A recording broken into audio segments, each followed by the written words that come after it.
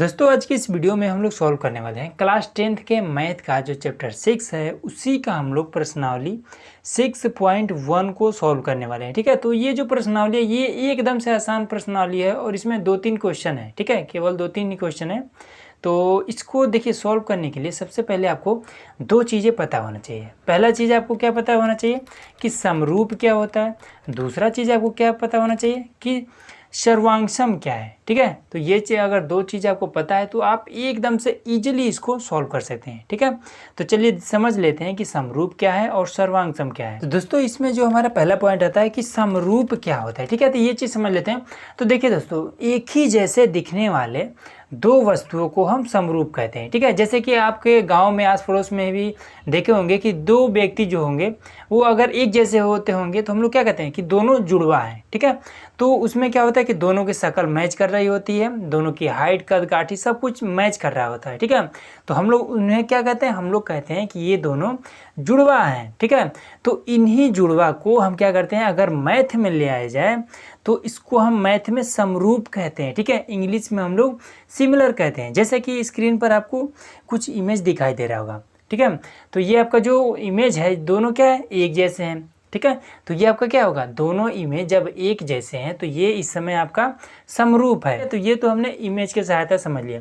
अब इसको अगर कॉपी में समझना चाहें तो देखिए कुछ इस तरीके से। यहाँ पर हमने समरूप का एक एग्जांपल ले लिया। जैसे कि यहाँ पर ये हमारा पहला जो वृत्त है ये एक छोटा सा वृत्त है। ठीक है, और वही दूसरा जो वृत्त है ये एक बड़ा वृत्त है। ठीक है, लेकिन ये क्या है, दोनों एक जैसे ही हैं। ठीक है, दोनों एक जैसे हैं, भले साइज इसका अलग अलग हो लेकिन दोनों को बनाने का जो तरीका है और दिख रहा है कैसा, एक ही जैसा दिख रहा है। ठीक है, तो ये हमारा क्या होगा, ये एक समरूप होगा।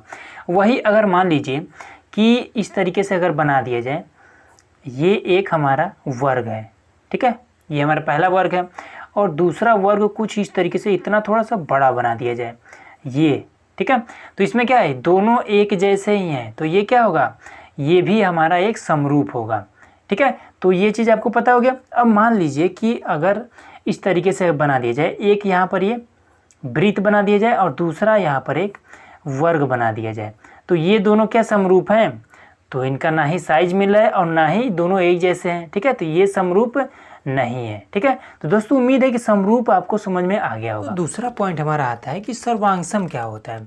तो दोस्तों इसको देखिए, सर्वांगसम वो होता है जैसे कि अगर किताबी भाषा में समझे तो ये जैसे कि दो आकृतियाँ जिनका वाह्य भुजा समान हो। ठीक है, दो आकृतियाँ जिनका वाह्य भुजा समान हो वो आपका सर्वांगसम होता है। तो ये तो मान लीजिए किताबी भाषा हो गया।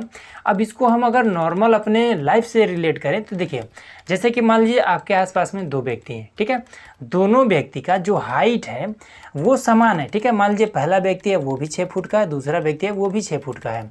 ठीक है, तो इसमें क्या होगा, ये दोनों सर्वांगसम होंगे। क्यों, देखिए इस सर्वांगसम का एक रूल होता है। जैसे कि हम लोग समरूप में क्या कह रहे थे कि दोनों का जो फेस है वो मैच होना चाहिए।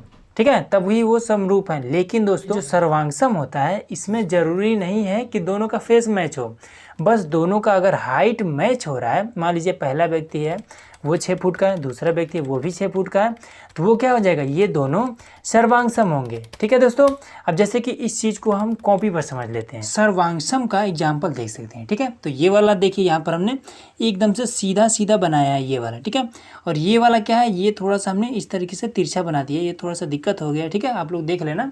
ठीक है, तो इसमें क्या है, हमने बताया था कि वाह्य भुजा अगर बराबर है तो वो आपका क्या होगा, सर्वांगसम होगा। तो देखिए इसका वाह्य भुजा ये वाला है, वाह्य भुजा मतलब बाहरी जो भुजा है वो क्या है, सब 5-5 सेंटीमीटर है। अब इसमें देखिए जो तिरछा तिरछा है इसमें भी जो बाहरी भुजाएं हैं वो क्या है, सब 5-5 सेंटीमीटर है।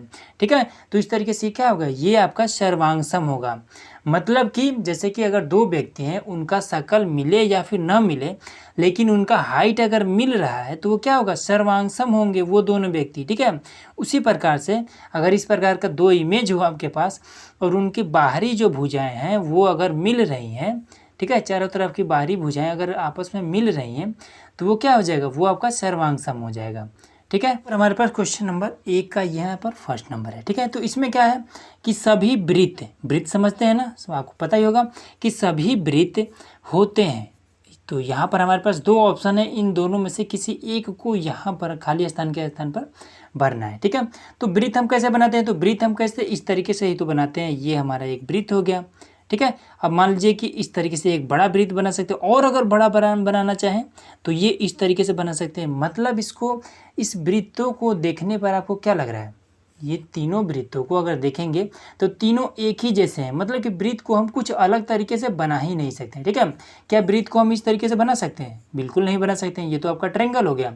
तो इस तरीके से हमारा क्या होगा कि वृत्त हम चाहे जितना बड़ा बनाएं, लेकिन क्या होगा, वो एक जैसा ही होगा। मतलब कि इनका जो रूप है वो समान होगा। तो क्या हो जाएगा, सर्वांगसम होगा या फिर समरूप होगा, तो समरूप हो जाएगा। ठीक है, तो यहाँ पर हम क्या भर देंगे, समरूप। ये अब अगला देखते हैं।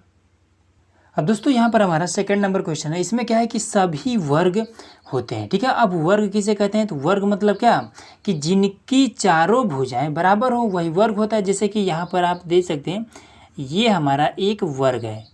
ठीक है, इसकी चारों भुजाएं आपस में बराबर हैं, ये हमारा एक वर्ग है। ठीक है, तो इसमें कह रहा है कि सभी वर्ग होते हैं, सर्वांगसम होते हैं या फिर समरूप होते हैं। तो वर्ग को दोस्तों हम इस तरीके से भी बना सकते हैं। देखिए इस तरीके से भी, ये तिरछा तिरछा भी हम बना सकते हैं, इस तरीके से भी। ठीक है, तो मतलब इसका ये हुआ दोस्तों कि ये एक जैसा नहीं होता। जैसे कि ये आपका दिख रहा है, ठीक है, सेम वैसे ये दिख रहा है, बिल्कुल भी नहीं दिख रहा है। लेकिन इसका ये जो भुजा है ये सबका आपस में बराबर है। लेकिन देखने में क्या हो रहा है, ये एकदम से सीधा सीधा दिख रहा है, ये आपका तिरछा तिरछा दिख रहा है। ठीक है, तो देखने पर ये अलग अलग है। मतलब क्या होगा, समरूप तो नहीं हो सकता है। ठीक है, लेकिन साइज सबका देखिए, बाहरी भुजा सबका बराबर है, बाहरी भुजा सबका बराबर है। तो जब बाहरी भुजा बराबर हो, मतलब कि दो व्यक्ति हैं, दोनों का हाइट जब बराबर है, ठीक है, तो क्या हो जाएगा, ये सर्वांगसम हो जाएगा। तो यहाँ पर हम सर्वांगसम भर देंगे। चलिए अगला देखते हैं। अब दोस्तों यहाँ पर हमारा जो थर्ड नंबर है, इसमें क्या है कि सभी त्रिभुज समरूप होते हैं। तो समरूप मतलब क्या है कि देखने में एकदम से एक जैसा हो। तो समद्विबाहु त्रिभुज है, ये क्या है, देखने में एक जैसा हो सकता है। तो देखिए जैसे कि मान लीजिए कि यहाँ पर हमने एक समद्विबाहु त्रिभुज बना दिया है। ठीक है, ये हमारा एक समद्विबाहु त्रिभुज हो गया। ठीक है, इसका ये और ये दोनों आपस में बराबर है। लेकिन समद्विबाहु हम इस तरीके से भी बना सकते हैं। ये मान लीजिए, और ये हमने एकदम से लंबा कर दिया, और फिर ये हमने एक लंबा कर दिया। ठीक है, अब देखिए ये वाला और ये वाला दोनों आपस में बराबर तो हैं, लेकिन क्या ये और ये, इन दोनों को देखने पर एक जैसे लग रहे हैं, बिल्कुल भी नहीं लग रहे हैं। ठीक है, तो समद्विबाहु त्रिभुज अगर होगा तो वो समरूप नहीं होगा। ठीक है, लेकिन समबाहु, समबाहु मतलब क्या होता है कि जिसकी तीनों भुजाएं आपस में बराबर हो, वो होता है समबाहु त्रिभुज। ठीक है, तो समबाहु हम इस तरीके से बना सकते हैं। ये हमारा एक समबाहु त्रिभुज है। ठीक है, तीनों भुजा आपस में बराबर होना चाहिए, ये तीनों भुजा। अब वो यहीं पर एक और बना दें अगर हम, तो ये मान लीजिए अगर छोटा भी बना दें तभी क्या हो जाएगा, तीनों आपस में बराबर ही होना चाहिए। ये तीनों आपस में बराबर। अब देखिए ये वाला और ये वाला, ये दोनों क्या है, एक जैसे दिख रहे हैं। ठीक है, तो जब एक जैसे दिखे तो क्या हो जाएगा, दोनों की शक्ल अगर मैच कर रहा है तो वो समरूप होता है। ठीक है, तो अगर समबाहु त्रिभुज हो तो वो आपका क्या होगा, समरूप हो जाएगा। ठीक है, तो यहाँ पर हम समबाहु भर देंगे। ठीक है, चलिए अगला देखिए। अब दोस्तों यहाँ पर हमने एक एग्जांपल ले लिया है। ठीक है, इसमें देखिए क्या करें कि भुजाओं की समान संख्या वाले। ठीक है, मतलब कि भुजाओं की जो संख्या है वो समान होना चाहिए। तो देखिए इसमें कितने भुजाएं, 1 2 3 4 5 6 भुजाएं। और इसमें कितना भुजाएं, तो 1 2 3 4 5 और 6 भुजाएं। ठीक है, मतलब कि भुजाओं की संख्या तो समान है। इसमें क्या करें कि भुजाओं की संख्या समान हो वाले दो बहुभुज समरूप होते हैं। ठीक है, यदि उनके संगत कोण क्या होना चाहिए, तो देखिए संगत कोण इसका क्या है, ये मान लीजिए कुछ भी है। ठीक है, इसका संगत कोण और इसका कोण, यहाँ पर ये वाला जो कोण है और ये वाला जो कोण है, ये दोनों बराबर हैं, बिल्कुल भी बराबर नहीं है दोस्तों। ठीक है, तो ये कुछ अलग है कोण है, ये कुछ अलग कोण है। यहाँ पर देखिए ये इसका कोण कुछ अलग है, इसका कोण कुछ अलग है। मतलब कि ये क्या होना चाहिए, ये अगर बराबर हो तो ये जो दोनों है ये एक जैसे दिखने लगे। ठीक है, तो क्या है कि यहाँ पर संगत कोण बराबर होना चाहिए। ठीक है, तो पहले वाले में हम बराबर भर देंगे, तथा उनकी संगत भुजाएं समानुपाती होना चाहिए। मतलब कि ये भुजा है। ठीक है, ये भुजा है, अगर इसके बराबर ये हो और इसके बराबर ये वाला हो और इसके बराबर ये वाला हो, तो ये दोनों क्या हो जाएगा, समरूप हो जाएगा। ठीक है दोस्तों, ये चीज़ आपको क्लियर हो गया। तो पहला वाले में आपका बराबर भरा जाएगा, दूसरा वाले में आपका समानुपाती भरा जाएगा। ठीक है, तो इस तरीके से आपका क्वेश्चन पूरा, ये क्वेश्चन नंबर 1 आपका खत्म हो गया। ठीक है, अगला क्वेश्चन देखिए। अब दोस्तों क्वेश्चन नंबर दूसरा है, इसमें क्या करें कि निम्नलिखित युग्म के 2 भिन्न भिन्न उदाहरण दीजिए। ठीक है, 2 भिन्न भिन्न उदाहरण देना। जैसे कि मान लीजिए यहाँ पर समरूप, तो समरूप हमने आपको एकदम से रटवा दिया। ठीक है, क्या होता है कि 2 अगर जुड़वा व्यक्ति हैं तो वो क्या है, एक जैसे दिखने वाले होने चाहिए, तो वो क्या आएगा, समरूप होगा। जैसे कि मान लीजिए एक, अगर मैथ की भाषा में समझे तो इसको, ये आपका क्या है, वृत्त है। ठीक है, और ये आपका क्या है, वृत्त है। ये छोटा वृत्त है, ये बड़ा वृत्त है, लेकिन क्या है, दोनों एक जैसे दिख रहे हैं, तो ये क्या हो जाएगा, ये आपका समरूप हो जाएगा। ठीक है, वही अगर 2 कह रहा है तो ये आपका पहला हो गया। ठीक है, पहला हो गया। दूसरा आपका मान लीजिए आप एक वर्ग बना दीजिए इस तरीके से, तो वर्ग क्या होना चाहिए, दोनों एक जैसा ही होना चाहिए। ठीक है, इसका साइज चाहे जैसा भी हो, लेकिन दिखने में एक जैसा होना चाहिए। ये आपका क्या हो जाएगा, समरूप हो जाएगा।